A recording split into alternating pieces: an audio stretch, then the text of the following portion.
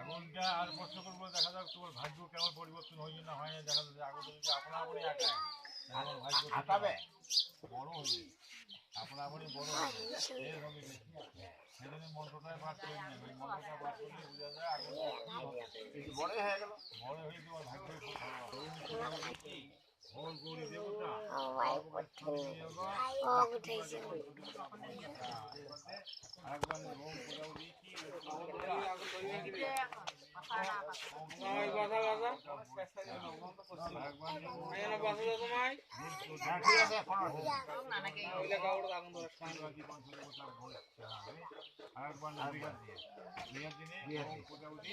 বিরাট